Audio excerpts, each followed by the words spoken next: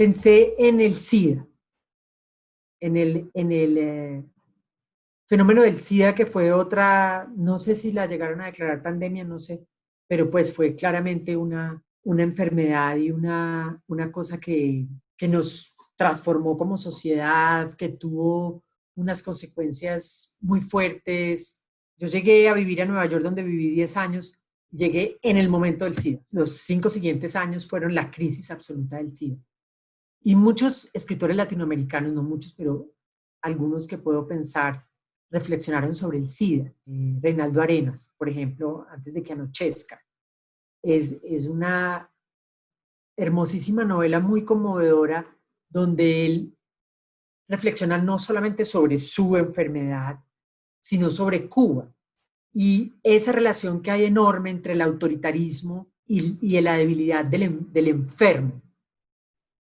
Esas relaciones entre el poder y la enfermedad creo que son una cosa muy interesante hoy día, porque hay que ver cómo está de autoritaria la sociedad, o sea, lo fácil que estamos obedeciendo, lo fácil que a la gente le parece que estamos muy indisciplinados. Sí, hay mucha gente muy indisciplinada. Yo estoy aterrada de cómo estamos de obedientes, porque y, y cómo sale este rigor social inmediatamente.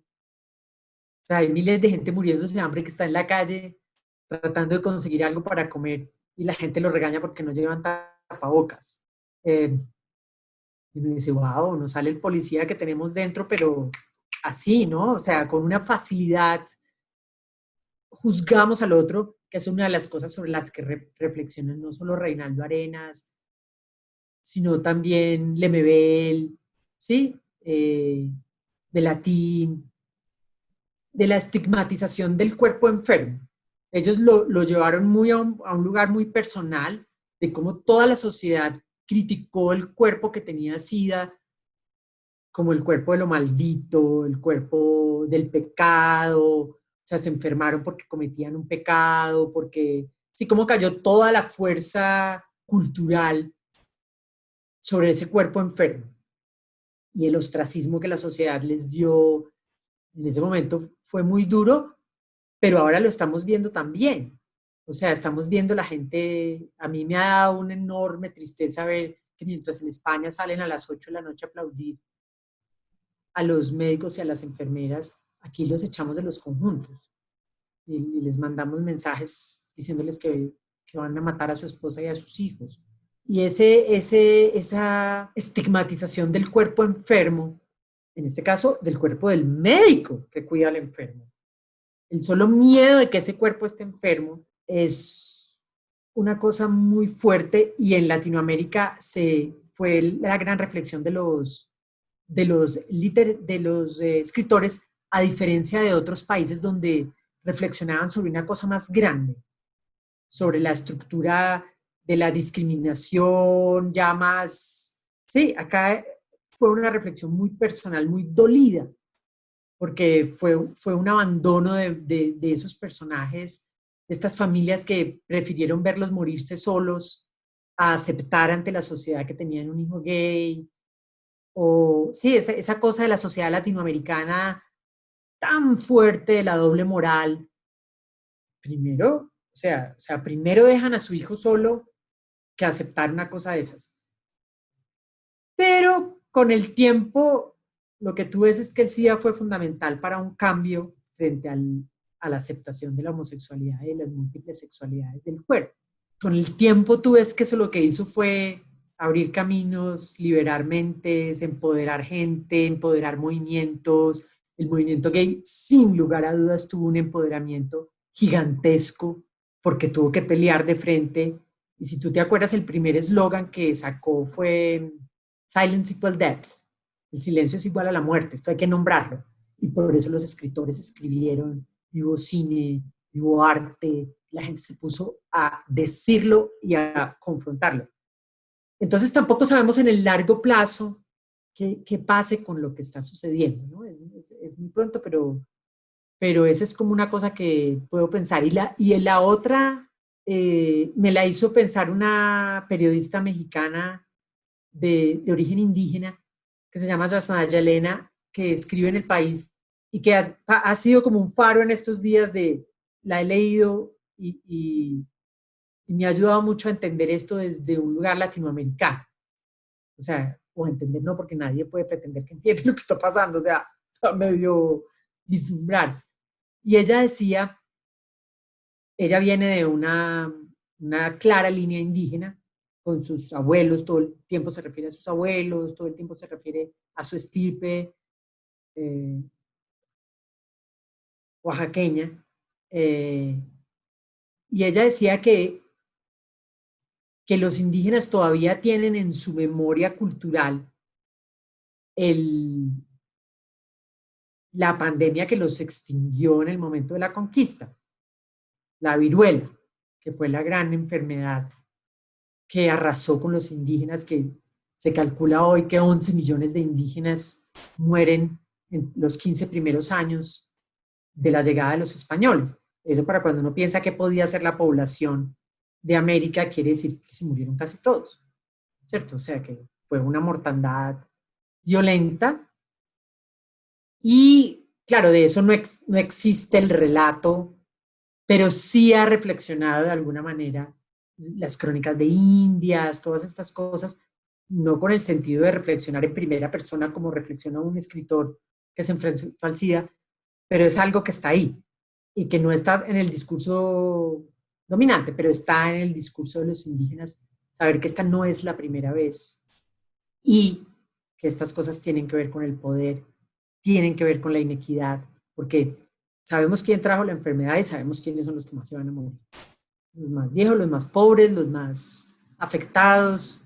Entonces tampoco es que la muerte no tenga nada que ver, o sea, que el bicho solo funcione por sí mismo. Funciona en consonancia con una sociedad injusta, inequitativa, eh, miles de cosas.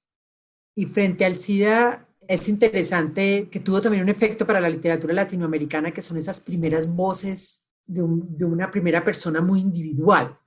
No es el gran relato mítico, no sé qué. Dio como una salida a esas grandes narrativas porque había un yo necesitando contar una historia en primera persona, que se vive en primera persona, la enfermedad se vive en primera persona. Entonces, pues pensaba en eso sí, y hay otras cosas, ¿no? Hay Fernando Arias es un artista contemporáneo que ha reflexionado mucho sobre el SIDA y sobre la enfermedad en general.